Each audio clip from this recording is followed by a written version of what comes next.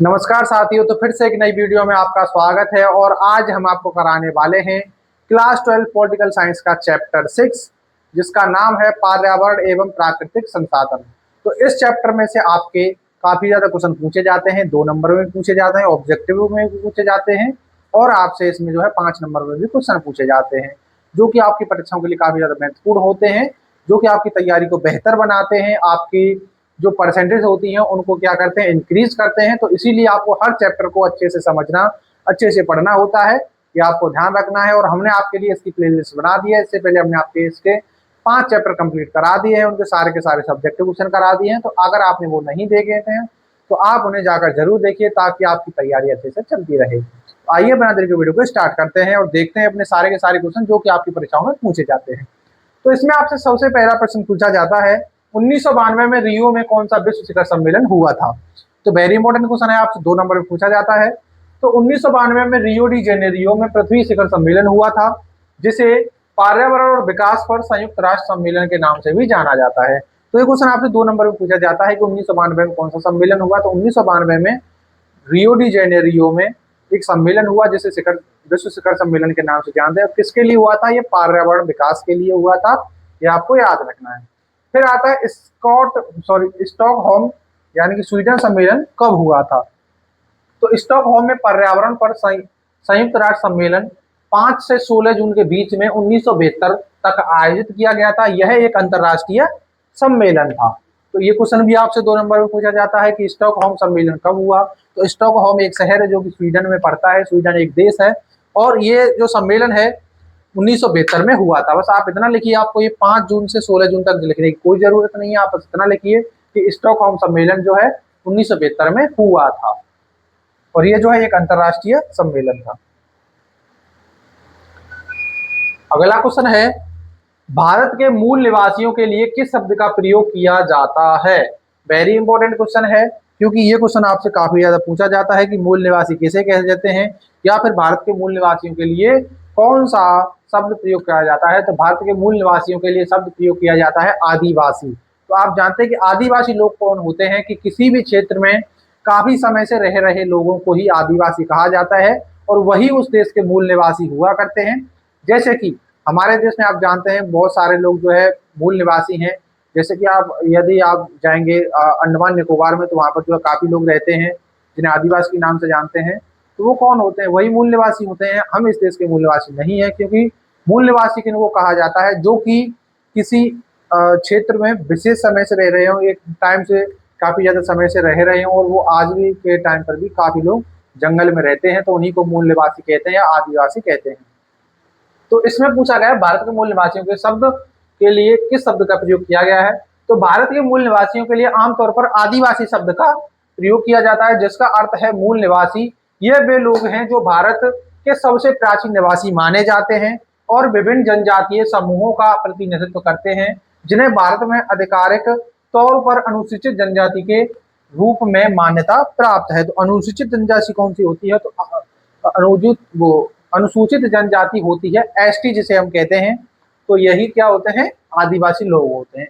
तो अगर आप इतना लिखते हैं तो आपको 3 नंबर मिलेंगे। 3 नंबर में क्वेश्चन आपसे पूछा जाता है, या फिर आपसे कभी कभी 5 नंबर में पूछा जाता है, जो कि हमने आपके लिए आगे कराया है। बड़ा क्वेश्चन है, पर्यावरण संरक्षण के लिए किन्हीं 2 उपायों का उल्लेख कीजिए। तो पर्यावरण संरक्षण के कई प्रभावी तरीके हैं, जैसे कि अधिक से अधिक पेड़ लगाना, जल और विद्युत की बचत करना, प्लास्टिक का सीमित उपयोग करना, और कचरे का सही तरीके से प्रबंधन करना। तो आपसे इसमें पूछा गया कि जो पर्यावरण संरक्षण है उसके कोई 2 उपाय बताइए। हमने आपको कई सारे उपाय बताए हैं, जिनमें सबसे पहला आता है पेड़ लगाना। मोस्ट इंपोर्टेंट, क्योंकि यदि आप जितने ज्यादा पेड़ लगाएंगे एनवायरनमेंट भी उतना ही अच्छा रहेगा, ऑक्सीजन भी उतना ही ज्यादा हमें मिलेगा, और हरियाली भी उतनी ही ज्यादा होगी, जिससे हमारा पर्यावरण संरक्षण अच्छा रहेगा। फिर आता है जल विद्युत, यानी कि जल और विद्युत की बचत करना है, कि हमें जो पानी को भी बचाना चाहिए, हमें पानी वेस्ट नहीं करना चाहिए, और ये भी जो है क्या है, पर्यावरण संरक्षण का कारण है। फिर आता है प्लास्टिक का उपयोग कम करना। आप जानते हैं कि बहुत लोग जो है प्लास्टिक का उपयोग बहुत ज्यादा करते हैं। कुछ लोग ऐसे होते हैं कि प्लास्टिक को जला देते हैं, जिसमें से निकलने वाला धुआं हमारे एनवायरनमेंट को प्रभावित करता है, जिसके कारण हमें जो है सांस लेने में भी दिक्कत होती है। तो यदि हम इन सभी चीजों का सही से ढंग इस्तेमाल करें, तो हमें क्या होगा, यानी कि हमारा पर्यावरण संरक्षण जो है अच्छे से रहेगा। अब आता है वही क्वेश्चन, पृथ्वी शिखर सम्मेलन 1992 के महत्व का उल्लेख कीजिए। तो पहले आपने पढ़ा कि 1992 में कौन सा सम्मेलन हुआ, कहाँ पर हुआ था, रियो डी जेनेरियो में हुआ था। तो अब आता है इसका मुख्य महत्व क्या था, उसके बारे में बताना है। तो 1992 के पृथ्वी सम्मेलन ने सतत विकास की वैश्विक अवधारणा को स्थापित किया, पर्यावरणीय चिंताओं को अंतरराष्ट्रीय एजेंडा में लाया और एजेंडा 21 तथा जलवायु परिवर्तन और जैव विविधता पर महत्वपूर्ण समझौतों के लिए मंच तैयार किया, जिससे भविष्य के अंतरराष्ट्रीय सहयोगों और नीतियों की नींव पड़ी थी। तो आपको बस इतना लिखना है कि 1992 के पृथ्वी सम्मेलन में सतत विकास पर काफी जोर दिया गया, पर्यावरण संरक्षण पर सबसे ज्यादा जोर दिया गया था। तो और इसमें जो है अंतरराष्ट्रीय एजेंडा लाया गया, एजेंडा 21 तथा जलवायु परिवर्तन और जैव विविधता पर महत्वपूर्ण समझौतों के लिए क्या किया गया, इसमें मंच तैयार किया गया, जिससे हमारी आने वाली पीढ़ी जो है वो जो है उसकी नीतियों की नींव पड़ सके। फिर अब जो हमारा अगला प्रश्न है वो है साझी संपदा का अर्थ बताइए। तो साझी संपदा क्या होती है कि साझी संपदा उस संपदा को कहा जाता है जिस पर किसी एक व्यक्ति का या एक राष्ट्र का अधिकार नहीं होता, बल्कि उस पर पूरे समुदाय का अधिकार होता है, उसी को साझी संपदा कहते हैं। जिसमें नदी, कुएं, तालाब, जलाशय या फिर आप कह सकते हैं महासागर, तो इन पर क्या होता है, सभी देशों का अधिकार होता है या सभी समुदायों का अधिकार होता है, तो उसी को साझी संपदा कहा जाता है। तो साझी संपदा से तात्पर्य उन प्राकृतिक या अन्य संसाधनों से है जिन पर किसी एक व्यक्ति, परिवार या राष्ट्र का स्वामित्व नहीं होता है, यानी कि अधिकार नहीं होता है, बल्कि पूरे समुदाय या मानवता का अधिकार होता है। इन संसाधनों का उपयोग सभी सदस्य अपने लाभ के लिए कर सकते हैं और इसके संरक्षण की जिम्मेदारी भी सभी की होती है। तो यही क्या कहलाती है, साझी संपदा कहलाती है। तो ये क्वेश्चन आपसे 3 नंबर में पूछा जाता है। अब जो हमारा अगला प्रश्न है, पृथ्वी सम्मेलन क्या था। तो पृथ्वी सम्मेलन जो है 1992 में हुआ, जो कि ब्राजील का एक जगह है जिसका नाम है रियो डी जेनेरियो, उसमें हुआ था। और ये जो है पर्यावरण संरक्षण के लिए और विकास के लिए हुआ था। तो पृथ्वी सम्मेलन जिसे पर्यावरण या विकास पर संयुक्त राष्ट्र सम्मेलन के नाम से भी जाना जाता है, 3 से 14 जून के बीच में 1992 तक ब्राजील के रियो डी जेनेरियो में आयोजित किया गया एक महत्वपूर्ण अंतरराष्ट्रीय बैठक थी, या फिर क्या था, सम्मेलन था। इस सम्मेलन में 172 देशों के प्रतिनिधियों ने भाग लिया था, जिसमें 100 से अधिक देशों के राष्ट्राध्यक्ष भी शामिल थे। तो ये क्वेश्चन आपसे 2 नंबर में ज्यादातर पूछा जाता है। अब आता है सतत विकास से आप क्या समझते हैं, या फिर टिकाऊ विकास क्या होता है। तो ये क्वेश्चन आपसे 3 नंबर में पूछा जाता है। तो सतत विकास या टिकाऊ विकास एक ऐसा विकास है जो भविष्य की पीढ़ियों की अपनी जरूरतों को पूरा करने की क्षमता से समझौता किए बिना वर्तमान की जरूरतों को पूरा करता है। इसमें केवल वर्तमान का ही नहीं बल्कि आने वाली पीढ़ियों के लिए भविष्य का भी ध्यान रखा जाता है। खासकर प्राकृतिक संसाधनों के उचित उपयोग और पर्यावरण संरक्षण पर जोर दिया जाता है। टिकाऊ विकास के लिए आर्थिक, सामाजिक और पर्यावरणीय पहलुओं को संतुलित किया जाता है। तो सतत विकास या टिकाऊ विकास एक ही होता है, ये आपको याद रखना है, क्योंकि आपसे उसमें ये भी पूछा जा सकता है कि टिकाऊ विकास किसे कहते हैं, या फिर आपसे पूछा जा सकता है कि सतत विकास किसे कहते हैं। तो सतत विकास और टिकाऊ विकास एक ही होता है। इसमें ज्यादातर आर्थिक, सामाजिक और पर्यावरण में जो है क्या किया जाता है, ध्यान दिया जाता है, जिससे हमारी आने वाली पीढ़ियों के लिए प्राकृतिक संसाधन बचाए जा सकें, ताकि वो उनका उपयोग अच्छे से कर सकें। और इसमें जो है प्रेजेंट का भी ध्यान रखा जाता है। तो इसमें भविष्य का और प्रेजेंट का सभी सारा का सारा ध्यान रखा जाता है। अब अगला क्वेश्चन आता है, अंटार्कटिका प्रदेश पर संप्रभु का दावा करने वाले किन्हीं 2 देशों के नाम बताइए। तो अंटार्कटिका एक महाद्वीप है। आप जानते हैं कि हमारे इस दुनिया में 7 महाद्वीप हैं, जिनमें एक एशिया में आप जानते हैं भारत, चीन, पाकिस्तान, म्यांमार, नेपाल, ये सभी देश पड़ते हैं। एशिया रहा। फिर आपका दक्षिण अफ्रीका, दक्षिण अमेरिका और उत्तरी अमेरिका, यूरोप, ऑस्ट्रेलिया और अंटार्कटिका। तो ये 7 महाद्वीप आपके इसमें पड़ते हैं, जिनमें एक महाद्वीप पर कोई भी व्यक्ति नहीं रहता, जिसे हम अंटार्कटिका के नाम से जानते हैं। और अंटार्कटिका में जो है वो काफी ज्यादा मोटी बर्फ जमी हुई है, जो कि 5 से 6 किलोमीटर के बराबर में जमी हुई मोटी बर्फ है। यदि वो बर्फ धीरे धीरे पिघलती जाएगी। तो आप जानते हैं कि आपको शायद ना पता हो, लेकिन जो सबसे पहले जल में डूबने वाला देश होगा वो होगा मालदीव, क्योंकि सबसे नीचे पर वही देश है और वो जो है समुद्र के बीच में बसा हुआ है। तो पूरे विश्व में सबसे पहले जो जल में डूबेगा वो देश वो है मालदीव।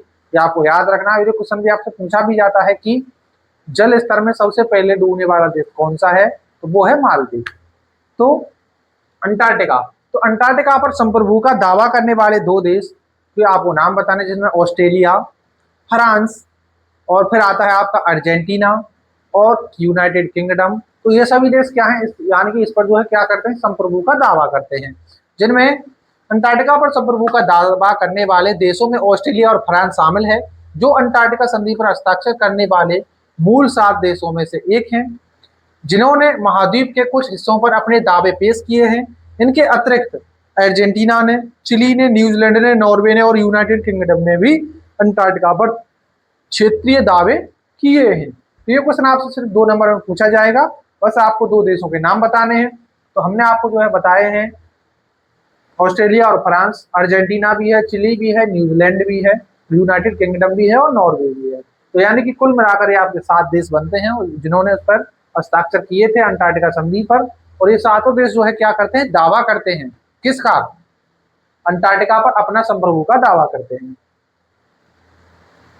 अब आता है ब्रेटलैंड रिपोर्ट कब और किस शीर्षक से छपी थी। तो वेरी वेरी इंपॉर्टेंट क्वेश्चन है। तो नॉर्वे के प्रधानमंत्री थी जिनका नाम था हार्मेल ब्रेटलैंड, तो उनके नाम पर जो है क्या हुआ था, ये ब्रेटलैंड रिपोर्ट प्रकाशित हुई थी। और इसका जो शीर्षक था यानी कि किसमें प्रकाशित हुई थी, वो था हमारा साझा भविष्य। तो इसमें जो है क्या हुई, ये रिपोर्ट जो है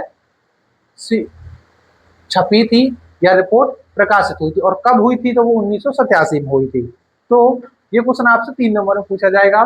तो ब्रेटलैंड रिपोर्ट का शीर्षक हमारा साझा भविष्य है और यह 1987 में पर्यावरण और विकास पर विश्व आयोग द्वारा प्रकाशित की गई थी, जिसे नॉर्वे की पूर्व प्रधानमंत्री ग्रो हार्मेल ब्रेटलैंड के नाम पर ब्रेटलैंड आयोग भी कहा जाता है।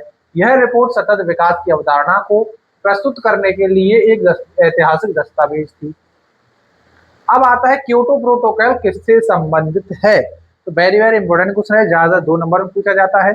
तो क्योटो प्रोटोकॉल संबंधित है, यह है जलवायु परिवर्तन और ग्लोबल वार्मिंग से। आप जानते हैं कि आज के टाइम पर ग्लोबल वार्मिंग कितनी तेजी से फैल रही है, गर्मी कितनी ज्यादा बढ़ रही है, और जो अंटार्कटिका में जो बर्फ जमी हुई है धीरे धीरे वो बर्फ जो है पिघलती हुई जा रही है, जिसके कारण जो महासागर है उनका जल स्तर बढ़ता जा रहा है, और जिसके कारण जो है काफी ज्यादा आप जानते हैं कि तूफान यानी कि जो बाढ़ होती हैं उनकी आने की संभावना है, सुनामी आने की काफी ज्यादा संभावना होती है। और जो सबसे पहले जो डूबने वाला देश है वो कौन सा है, मालदीव है। तो क्योटो प्रोटोकॉल ग्रीन हाउस गैसों के उत्सर्जन को कम करने से संबंधित है, ताकि जलवायु परिवर्तन और ग्लोबल वार्मिंग को नियंत्रित किया जा सके। तो ग्रीन हाउस गैसें कौन सी होती हैं, जैसे कि ग्रीन हाउस गैसें वो होती हैं जो कि एयर कंडीशनर, फ्रिज आदि से निकलने वाली गैसें होती हैं, उन्हीं को ग्रीन हाउस गैसें कहते हैं, जो कि धीरे धीरे क्या कर रही हैं, जो हमारी एक ओजोन परत होती है वायुमंडल में उसको ये नष्ट करती जा रही है, उसमें इसके कारण छिद्र हो चुके हैं। ओजोन परत क्या होती है कि ये जो है सूर्य से आने वाली पराबैंगनी जो किरणें होती हैं उनको रोकती है, और ये पराबैंगनी जो किरणें होती हैं वो जो है काफी ज्यादा हानिकारक होती हैं। तो कुछ छिद्रों के कारण जो पराबैंगनी किरणें होती हैं वो सीधी धरती पर पड़ती हैं, और यदि वो किसी इंसान पर पड़ जाए तो वो जो उसको स्किन कैंसर और काफी सारी बीमारियों से लिप्त कर सकती हैं।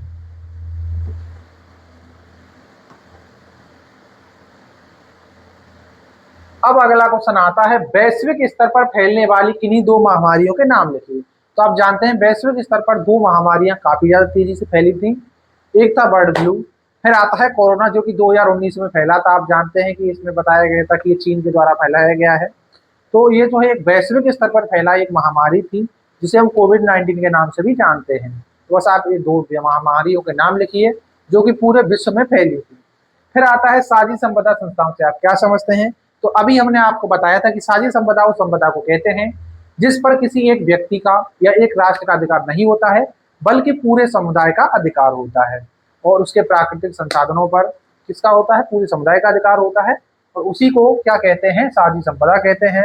इनमें आपका जो है गांव में जो चारागाह होते हैं, कुएं होते हैं, या फिर जो है जलाशय होते हैं, नदी होती हैं, महासागर होते हैं, इन सभी पर क्या है, ये क्या होती है, साझी संपदाएं होती हैं।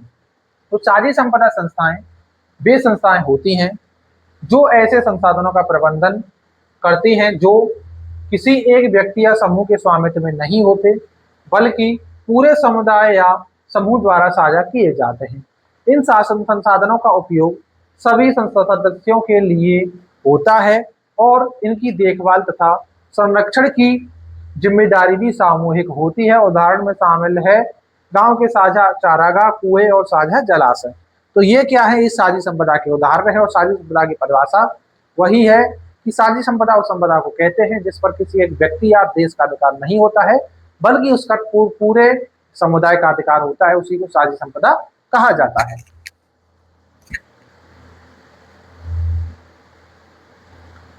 अब हमारा अगला प्रश्न आता है, वैश्विक राजनीति में पर्यावरण चिंता क्यों आवश्यक है? तो वैश्विक राजनीति में पर्यावरण चिंता आवश्यक है क्योंकि प्रदूषण, जलवायु परिवर्तन जैसी समस्याएं या जो सीमाओं से परे हैं, सीमित संसाधनों पर दबाव डालती हैं और अंतर्राष्ट्रीय सहयोग की मांग करती हैं।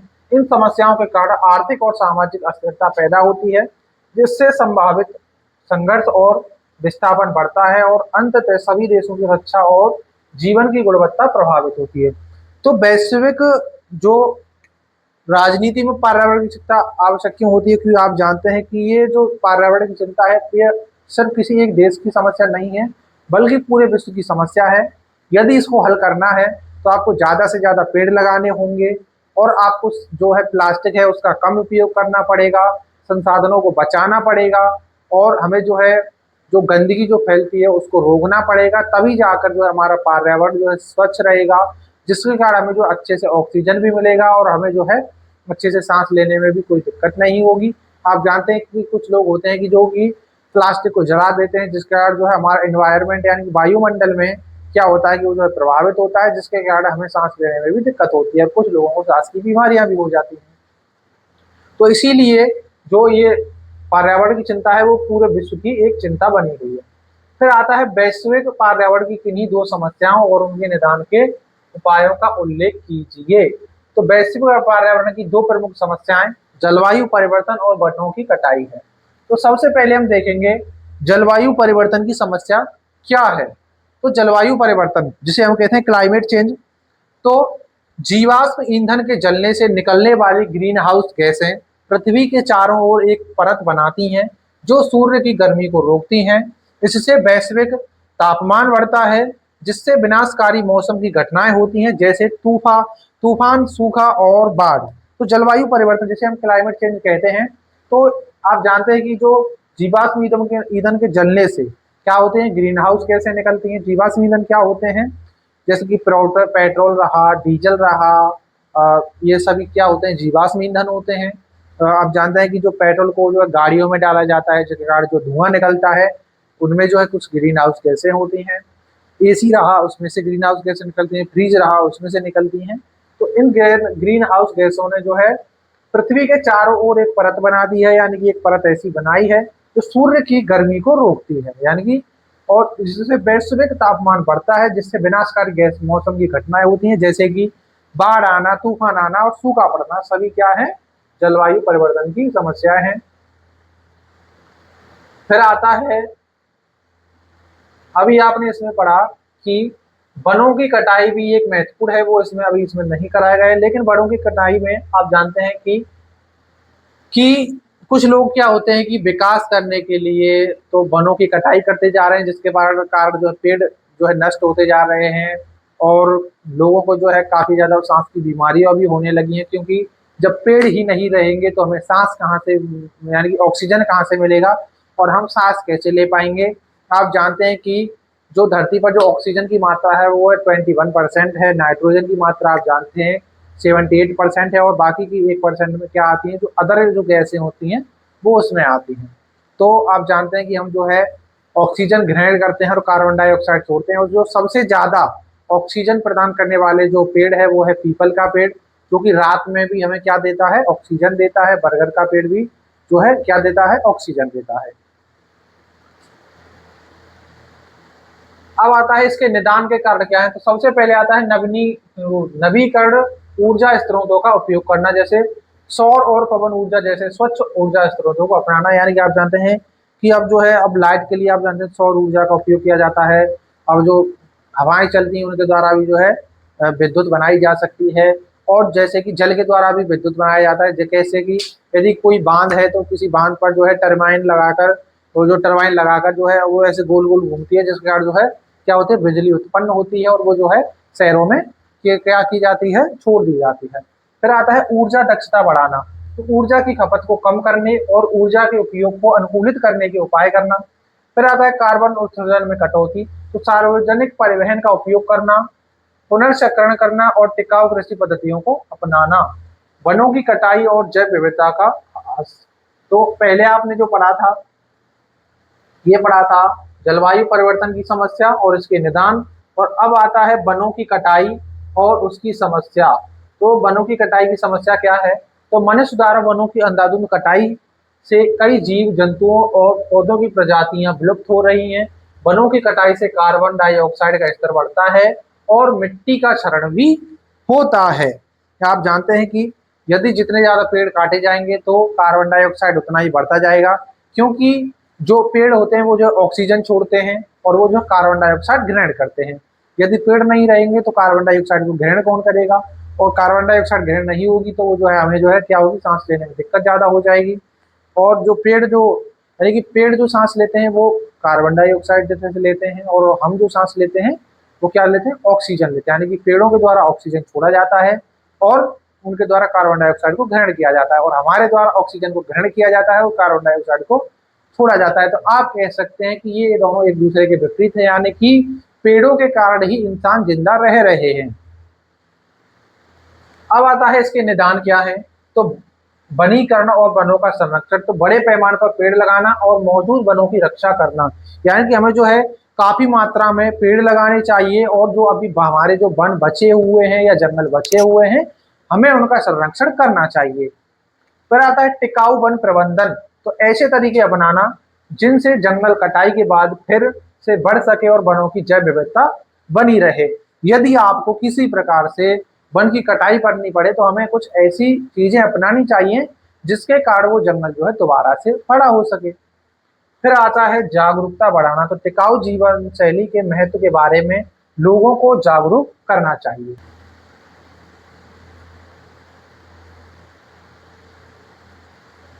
अब हमारा अगला क्वेश्चन आता है, मूल निवासियों को परिभाषित कीजिए तथा उनके अस्तित्व के लिए किन्हीं दो संकटों का उल्लेख कीजिए। तो ये क्वेश्चन अब आपसे 5 नंबर में, 6 नंबर में या 8 नंबर में पूछा जा सकता है, तो ये आपको याद रखना है। तो मूल निवासी ऐसे लोग होते हैं जो किसी क्षेत्र के मौलिक निवासी होते हैं, जिनकी एक विशिष्ट सांस्कृतिक और ऐतिहासिक पहचान होती है और जो बाद में आए नए लोगों के आगमन से अलग होते हैं। उनके अस्तित्व के लिए दो प्रमुख संकट भूमि में से विस्थापन और प्राकृतिक संसाधनों पर खतरे हैं, जिसके कारण उनकी संस्कृति, परंपराएं और आर्थिक कल्याण जोखिम में पड़ जाते हैं। तो मूल निवासी कौन होते हैं? तो मूल निवासी उनको कहा जाता है जो किसी क्षेत्र में विशेष समय से रह रहे हो, यानी काफी ज्यादा समय से रह रहे हो, और वो जो है नए लोगों से पहले होते हैं। और उनके लिए हमने एक शब्द का प्रयोग किया है भारत में, आदिवासी। तो आदिवासी शब्द यानी कौन होते हैं? वो मूल निवासी होते हैं, और इनकी एक विशिष्ट सांस्कृतिक और ऐतिहासिक पहचान भी होती है। और इनके लिए जो तो प्रमुख संकट हैं, सबसे पहला है भूमि का विस्थापन और दूसरा है प्राकृतिक संसाधनों पर खतरे, जिसके कारण इनकी संस्कृति, परंपराएं और आर्थिक कल्याण जोखिम में पड़ जाते हैं।